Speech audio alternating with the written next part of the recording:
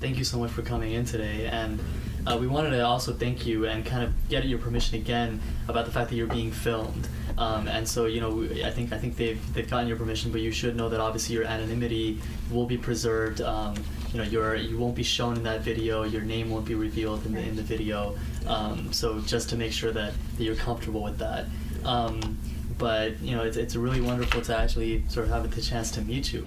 I think you guys were going to jump in because we're trying to catch up. So I think that tomorrow you'll be pretty busy doing the interviews, but there also is going to be other time during the day. You'll meet with your supervisors and make sure you set a time with your supervisors to do that. I'm coming up with an outline, working on an outline, right, for tomorrow. But a lot of it is just like contingencies, and what if he says this, and what if he says that? You all have a different signature, and you all have a different way of relating to people. So you have to do what's really true to yourself. At the end of the day, it's about being really present and a good listener more than anything. And things really escalated in a few days, a few weeks, It was changing and worsening. And it was the same time that I was able to get my travel to out of the country. And even when I reached here, I was thinking of going back until communication from home was telling me don't. I was now, where am I going? What am I going to do? Everything I see here is just so strange, I would be enjoying my life, myself, my family, my son all the time. Some of those are the moments that I really miss a lot. I was online trying to find out, read. Then I eventually found out that I could regain another life after that, after seeking asylum. I understood that somebody was there, could listen to me and understand. I've sort of been thinking a lot about how I'm going to approach these questions, but I want more specificity in terms of the torture.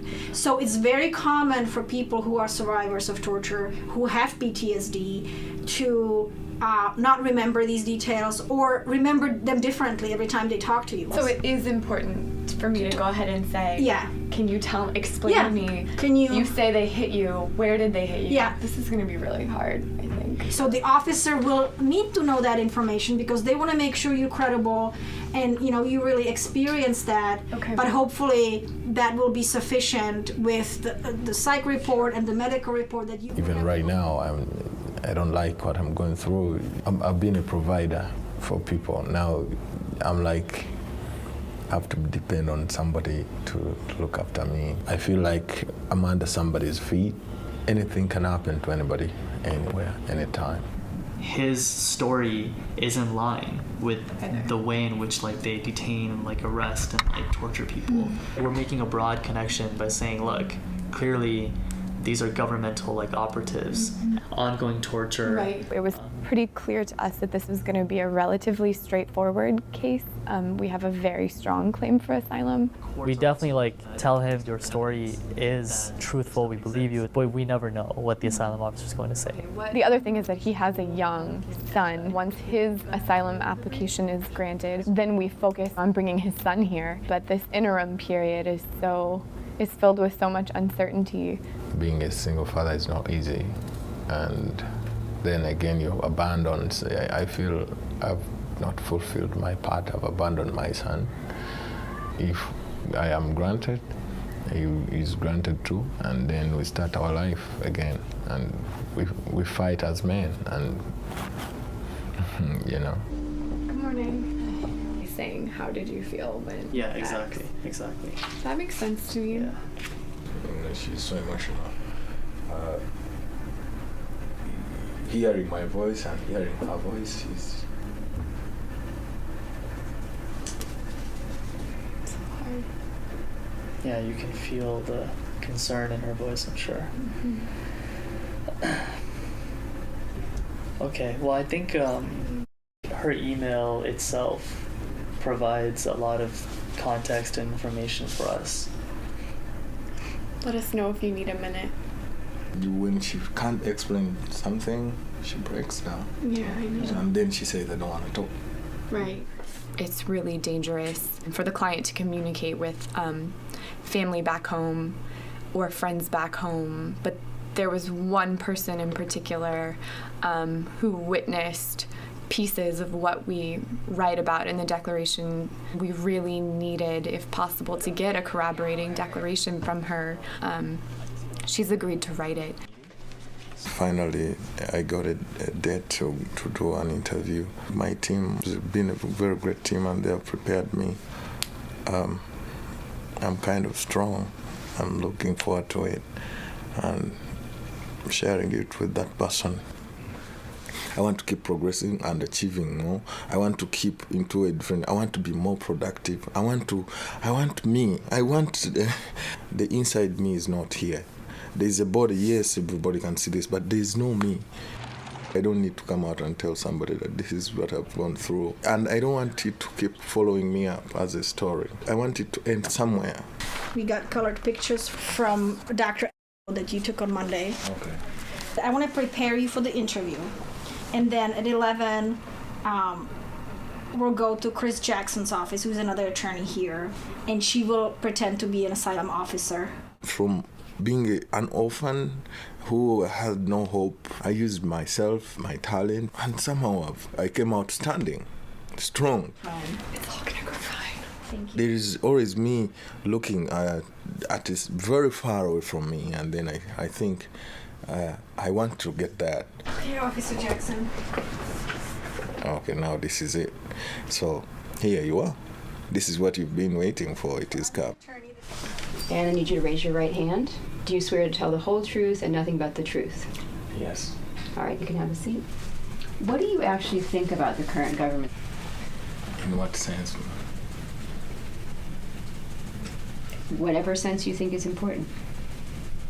There's a lot of abuse in the government, and you not know until you're a victim. I was detained, tortured.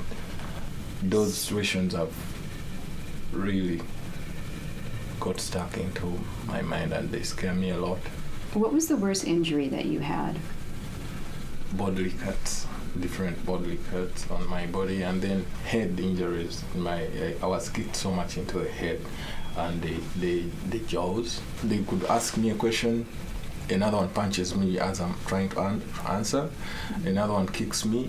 When I was tied down, I could lie down. I was stepped in. Tell me what you were like before all these things happened to you. The bad memories have covered all the beauty of what I had as a person, and the beauty of what other people were getting out of me is all dead. I don't have that anymore. How old were you when your parents died? I was about 13 years old. And who raised you after that? I have let out a lot of what's out of me, and I feel we're ready.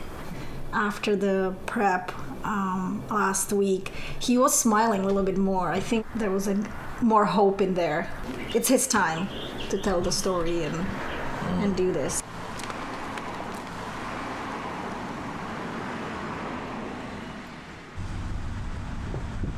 Your 5-year-old daughter. I know, that's why she doesn't like Oh, really? The biggest load is off me now. Like, I don't know. I thank God it is done now. Yeah. And I could tell that our prep, the mock interview that Chris had, oh man, I mean, I think that really prepared him because, this was sort of a breeze by comparison. I did choked up at one point. I was like, don't cry, don't cry. No. All three of us were sort of, because I think when she asked him what were the actual effects, that really, I think that got to all three of us. You talked about the worst being the mental health issues. I think it was just about credibility. It comes down to, is it would you say the truth? And I think that's what she wanted to get from you. Yeah. Thank you so much. Thank you. All right. I'm just too nervous. I have had sleepless nights for 2 weeks now. A lot of things are running into my head, so maybe after this I'll have a good sleep. Wake up and start another plan. I just let it be the way it is, and right now, until I come out. Yeah. Have a good day, folks. Thank you, too.